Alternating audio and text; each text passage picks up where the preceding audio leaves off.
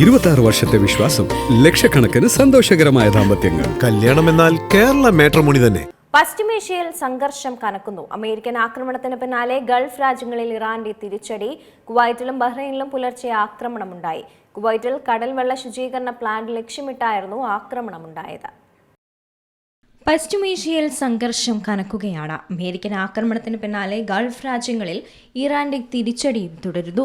കുവൈറ്റിലും ബഹ്റൈനിലുമായി പുലർച്ചെ ആക്രമണമുണ്ടായിരുന്നു. കുവൈറ്റിൽ കടൽവെള്ള ശുചീകരണ പ്ലാന്റ് ലക്ഷ്യമിട്ടായിരുന്നു ആക്രമണം. വൈദ്യുത കേന്ദ്രങ്ങൾക്ക് നേരെയും ആക്രമണമുണ്ടായതായി ഔദ്യോഗിക സ്ഥിരീകരണം വരികയാണ്. തുടർച്ചയായ 7ാം ദിവസവും ഇറാനിലേക്ക് അമേരിക്കയും ആക്രമണം നടത്തിയിരുന്നു. ചബഹാറിലെ തുറമുഖ നിരീക്ഷണ ടവർ തകർത്തതായാണ് അമേരിക്ക അവകാശപ്പെടുന്നത്. ഹോർമോസ് കടലിടുക്കിൽ കപ്പലുകൾക്ക് ട്രാക്ക് ചെയ്യാനും ലക്ഷ്യമിടാനുമുള്ള IRGCയുടെ കഴിവിനെ ഇത് ബാധിക്കുമെന്നാണ് അമേരിക്കൻ സൈന്യം പറയുന്നത്. ഇറാനിലേക്ക് കരയാക്രമണം നടത്തുമെന്നും പ്രസിഡന്റ് ഡൊണാൾഡ് ട്രംപ് മുന്നറിയിപ്പ് നൽകിയിരുന്നു. ആകാശത്ത് വെച്ച് പോർവിമാനങ്ങളിൽ ഇന്ധനം നിറയ്ക്കാനുള്ള കൂടുതൽ ജെറ്റുകൾ ഇസ്രയേലിലേക്ക് അയക്കാനും ട്രംപിന്റെ നീക്കമുണ്ട്.